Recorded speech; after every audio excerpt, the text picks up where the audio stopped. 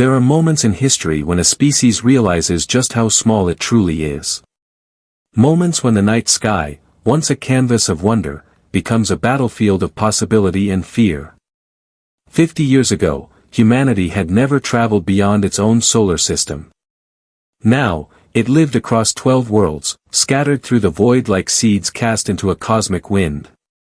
Each colony was a fragile hope. Each ship, a promise that the human story would not end on one small blue world. But in the vastness of the galaxy, hope alone was not enough. And that's why Admiral Jake Morrison stood on the bridge of the TDS Valiant, staring into the ocean of stars beyond the viewplate, knowing that somewhere out there, something ancient was watching back. The Terran Defense Fleet, humanity's shield, had grown from nothing. It was the nervous system of a young civilization, pulsing with courage, yet painfully aware of its own inexperience. Morrison had seen the price of expansion, the skirmishes, the disappearances, the ships that never came home. He understood that humanity was still a child among titans, newcomers in a galaxy that had been waging war long before humans learned to speak. And yet, he believed. Because belief, not metal, not power, had always been humanity's greatest weapon. Far from the Valiant, in the cold silence of deep orbit, Dr. Lisa Chen worked alone in her laboratory aboard the research vessel TDS Newton. For 3 years, she had been studying fragments of alien technology, relics torn from the Zahirian Empire's warships after border skirmishes. The Zahirians were older, stronger, more advanced. Their ships shimmered with energy shields tuned to frequencies so complex they danced at the quantum level. But Chen saw something the aliens had missed, a flaw, subtle and invisible, hidden in their perfection. She believed she could turn their own science into a weapon. Her work was classified far beyond top secret. Even Admiral Morrison, commander of the entire Terran fleet, didn't know the full scope of what she was building. Only a handful of people in human space even knew the project existed. It was called Cascade. While Chen worked in silence, another mind prepared for a different kind of war. Captain Ryan Torres, commander of the TDS Guardian, lived for the rhythm of strategy.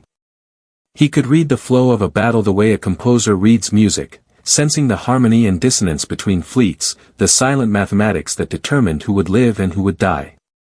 Torres oversaw tactical coordination for 15 heavy cruisers and 40 destroyers.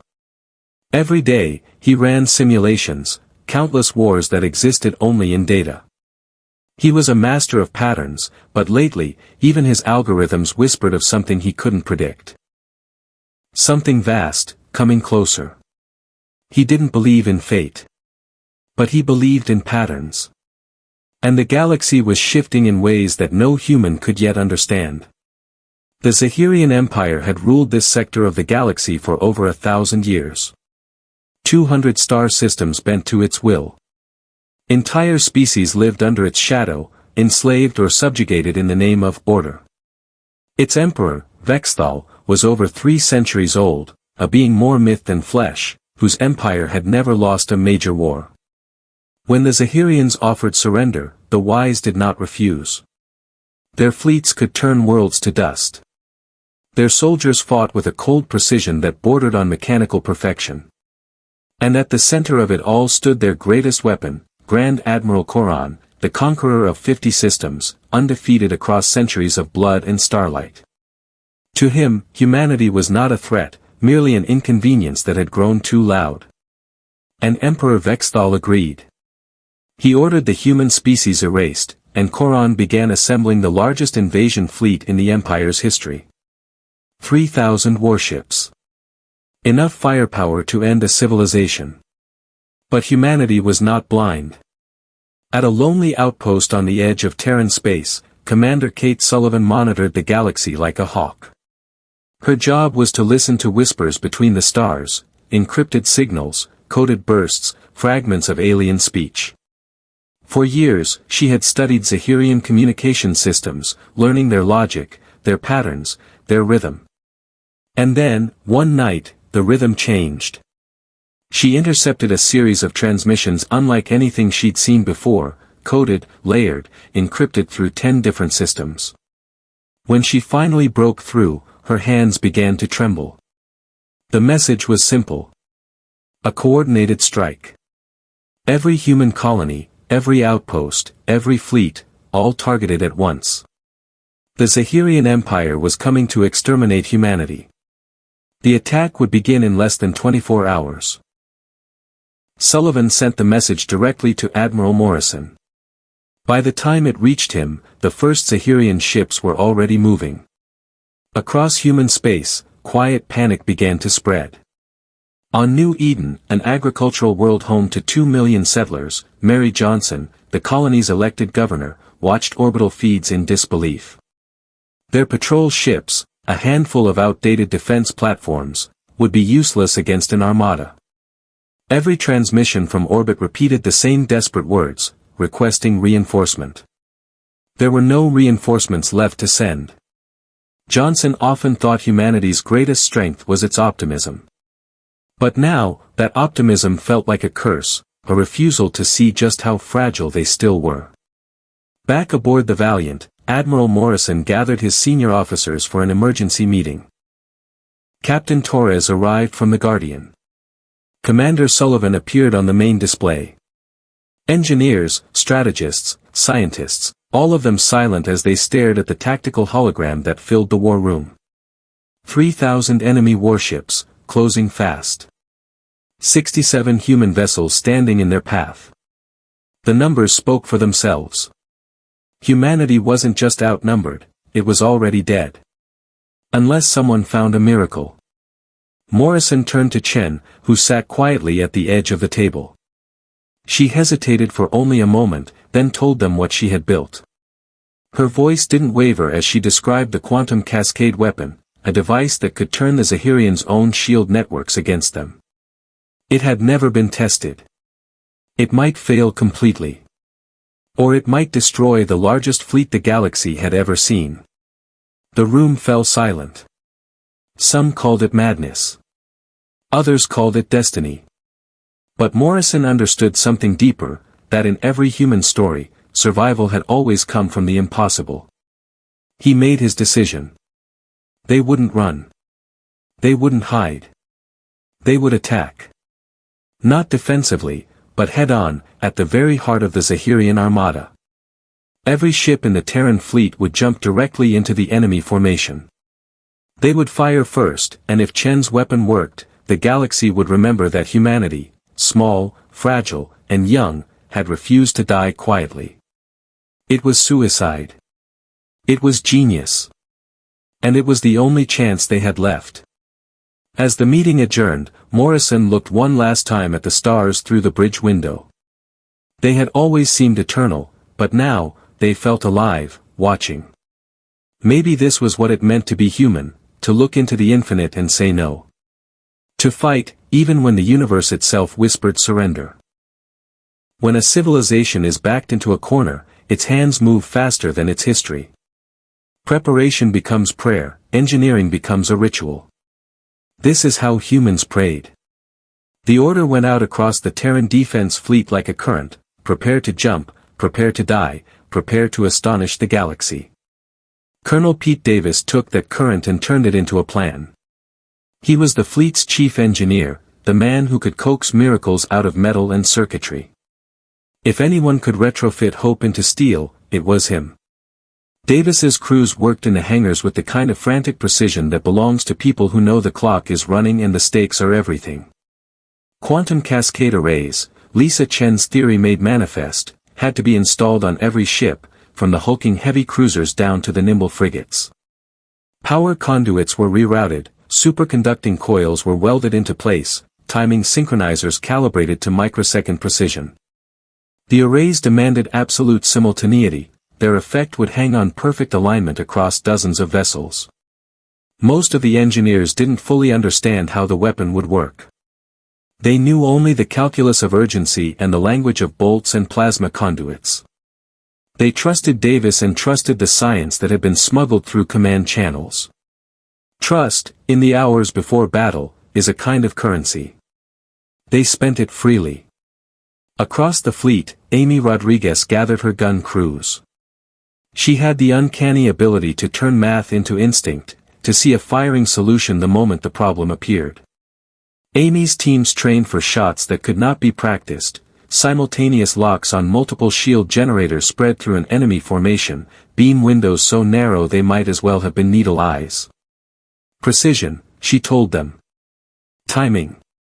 Calm hands. We'll be the ones who pull the trigger. Her voice was not loud. It didn't need to be. When the Terran fleet had to perform the improbable, her guns were where improbability became fact. In the communications bay, Lieutenant Ben Harper set up the most important network in human history. He would not only carry orders, he would carry the beat of the operation, the jump cadence, the fire commands, the synchrony that would let dozens of quantum arrays sing at once. Harper's fingers moved across the consoles with a slow, focused grace. He thought of nothing but maintaining discipline, no chatter, no improvisation, no missed heartbeats. Commander Kate Sullivan fed the bridge with constant updates from her listening posts. Zahirian scouts were probing farther than expected, their approach vector had shifted, shaving hours off the Terran timeline. Every relay from the outer colonies was a prayer. New Eden's governor, Mary Johnson, transmitted a steady stream of terrified but organized requests as refugee transports scrambled to load. The human world that fed a dozen colonies now had to feed hope itself. Captain Ryan Torres recalculated trajectories until his eyes blurred. Conventional tactics meant nothing. The fleet's numerical inferiority was absolute, 67 human warships against 3,000 Zahirian vessels. The classic textbook responses, split and defend, scatter and harass, would merely spread death. Torres began to think in reverse, instead of minimizing exposure, amplify opportunity. Instead of fighting around the enemy, fight inside it. He plotted a jump vector that would place the Terran fleet at the geometric center of the Zahirian formation. It was heresy to every strategy they'd learned, and it required such flawless timing that even a single misaligned jump would doom the mission. But that center, densely packed, shielded, dependent on network defenses, was a crucible. If the quantum cascade could ignite, it would find the conditions it needed there. On board the TDS Newton, Dr. Chen ran final simulations. Her lab smelled of ozone and solder and the faint, indefinable tang of fear. The math had always been beautiful. The universe has an odd fondness for clean equations. The problem was not beauty, though. The problem was contingency. She had tested the cascade against single-captured Zahirian hulls and measured the overloads. She had watched shield generators implode under induced resonances, watched their containment fields invert and detonate. But never had she seen those systems in networked synchrony, never had she watched thousands of generators talk to one another like a single organism. If the cascade behaves like a rumor through a crowd, she told Morrison over an encrypted line, it will be unstoppable. But if the Zahirians can sever the links, if they can quench the frequencies, it will fizzle. We need those shields at full power the moment we strike. The irony sat like a stone in Morrison's throat, their only advantage required the enemy to be at its most secure. He accepted the contradiction. The only alternative was extinction. Dr. Nancy White, the fleet's chief physician, moved through sickbays like a quiet tide. Stress reactions multiplied like a biological cascade of their own, tremors, hollow stares, a sudden, numbing calm in some who had already made peace with death. She administered sedatives, offered quiet counsel, kept the human machinery working even when the human hearts faltered. A war was not only physics, it was also the slow, stubborn maintenance of morale. Chaplain Steve Adams held services that were simple and spare. He did not preach theology so much as hold space, for fear, for gratitude, for questions that had no answers. You are not alone, he said in corridors and mess halls, even if the universe feels unconcerned. The words were small, but in the dark hours before a battle like this, small things become anchors. As countdown clocks ticked, the fleet folded into jump formation. Systems synced. Navigation vectors hummed with the quiet confidence of machines. The TDS Valiant took point. Morrison walked his bridge like a man moving through a hallway of decisions. He visited consoles, offered a word of gratitude to gunners and engineers, and felt the impossible weight of consent settle over him, 60,000 lives, and a planet hopeful beyond the stars. The last transmissions from the Zahirian monitor stations painted a portrait of centering confidence. The invaders had not expected this kind of audacity. They assumed humans would flee or scatter. They assumed mistake. They were wrong. Harper opened the quantum comms channel for the final time and established the single heartbeat that would synchronize weapon fire. The arrays required simultaneity measured not in seconds but in fractions of those seconds. The jump window was narrow. The firing window was slimmer still. Across the fleet, Amy's gunners took their positions. Lieutenant Martinez double-checked sensors until the numbers matched in her head. Colonel Davis watched his teams like a man who knows failure is possible but refuses to let it be inevitable. Dr. Chen keyed her launch sequences with a hands-hold-breath kind of reverence that had nothing to do with superstition and everything to do with the gravity of possibility. "Remember why we fight," Morrison said quietly to his command staff, though the voice carried to those within earshot. "Not for glory. Not for vengeance. For the right to continue. For our children who might one day look up and not see only war, but also the chance to be more than a single world." He keyed the order to all ships. Engines flared into hyperspace readiness. The stars smeared into streaks of distant memory.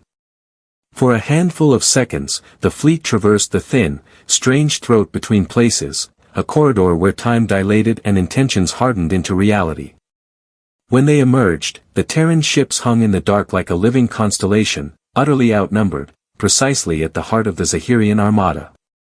Around them, shields shimmered, weapons charged, and the universe held its breath. If humanity lived or died on the next command, the decision would not be abstract. It would be a physical sound across the void, a chorus of arrays firing as one, a quantum scream directed into systems the enemy trusted with their lives. This was where theory met the cruelty of reality. This was where a species would either die as it had always feared, or be remade by the chance to defy the odds. Space was silent, but silence had never been so loud. The Terran fleet floated at the center of the Zahirian armada, a fragile constellation surrounded by 3,000 predators. Every Zahirian ship pivoted, scanning, confused. They had expected to hunt. Instead, prey had appeared in their midst, calm and waiting. On the bridge of the TDS Valiant, Admiral Morrison stood perfectly still. Around him, the air trembled with tension, the kind that hums at the edge of creation. The fleet's formation data scrolled across holographic panes, synchronization lights pulsed in exact rhythm. The cascade arrays were ready. There would be no second chance. "Transmission window opens in 5 seconds, Lieutenant Harper whispered. 5, Morrison repeated softly. 4. He thought of Earth, the rain on old streets, the hum of voices in a crowd, the thousand small details that made existence worth fighting for. 3. He thought of Dr. Chen, waiting in her lab, fingers hovering over the trigger she'd built from borrowed science and human stubbornness. 2. He thought of the Zahirians, not as monsters, but as proof that intelligence did not always lead to compassion. 1. And then. The Valiant fired. Light burst across the void like a thought becoming real. Every Terran ship discharged its cascade array at precisely the same microsecond, the weapons singing in frequencies that no human ear could hear. Invisible waves collided with the Zahirian shield matrix, a lattice of energy woven through thousands of ships. For a fraction of a heartbeat, nothing happened. Then the lattice began to fold in on itself. The Zahirian shields, designed to absorb and distribute force, now amplified it. Resonance cascaded through their systems, a quantum echo feeding back faster than any circuit could respond. Ship after ship bloomed with uncontrolled light, shields collapsing inward, reactors overloading in sympathetic detonation. From the Valiant's bridge, it looked like the galaxy itself was exhaling, bright arcs of plasma and fractured holes spreading in every direction. Each explosion triggered another. 1 billion tons of alien metal vaporized in silence. And yet, beneath the victory, there was something wrong, something deeper. Dr. Chen stared at her monitors, eyes wide. "The frequency isn't stabilizing," she whispered. The cascade wasn't stopping at the Zahirian network. The energy was spreading, feeding on itself, jumping through quantum entanglement nodes faster than any model predicted. She realized, too late, that the Zahirians hadn't invented their shields entirely on their own. Something older had. And it had just been awakened. Within minutes, the Zahirian fleet ceased to exist. Only wreckage remained, a debris field stretching 500,000 kilometers across. Humanity had done the impossible. They had destroyed an empire in a single, blinding instant. But the victory didn't feel like triumph. It felt like silence, the kind that follows when the universe forgets to breathe. "Status report," Morrison ordered, his voice hollow. Communications flickered. Static washed through every frequency. Energy readings were erratic, entire sections of space vibrating with residual harmonics. Dr. Chen's face appeared on the main display, pale and shaking. "Admiral," she said, "the cascade isn't stopping. It's moving beyond the engagement zone." Defined moving. It's spreading through subspace. Following connections we didn't even know existed. The Zahirians had built their shields using principles borrowed, or stolen, from another civilization. Now those principles were unraveling the local structure of spacetime itself. What began as a weapon had become a signal, a message written in the fabric of reality. And someone, somewhere, was answering. On the edge of known space, a Harari listening array caught the first echoes. The Harari were an ancient, neutral species, philosophers, archivists, observers of cosmic history. They had watched empires rise and fall, but even they had never seen anything like this. To them, the cascade was not just energy. It was language. An activation sequence. A resonance pattern older than galaxies, something designed not for destruction, but for awakening. The Harari sent a single transmission toward human space, composed of 3 words translated across 1,000 languages. "You opened it." Back aboard the Valiant, chaos spread like wildfire. Instruments flickered. Gravity wavered. Stars on the outer rim of the battle's debris field began to distort, their light bending in impossible arcs. It was as if the cascade had found pathways hidden beneath reality's surface, veins of structure no species had ever mapped. "Admiral, subspace interference increasing exponentially," Harper reported. "Sensors can't track half the fleet." Morrison looked out the viewplate. He didn't need sensors. He could see it, a rippling distortion like heat mirage, growing, spinning, pulling wreckage toward a central point. A sphere of nothingness began to form, not black, but absence. And within that absence, something moved. Dr. Chen's voice was barely a whisper. "This isn't feedback. It's emergence." The cascade, in destroying the Zahirian network, had triggered a dormant structure buried deep within the quantum substrate, an architecture built by hands far older than any empire. The Zahirians had copied their technology, unknowingly building their shields atop the framework of something vast. And now, that framework was waking.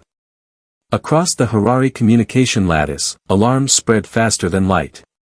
In their archives, they had a name for the builders of that ancient structure, beings they had never seen, only inferred. The architects. They were said to have shaped the early galaxy, designing the laws of physics like engineers building cities. Their ruins lay buried beneath star systems, invisible to primitive species.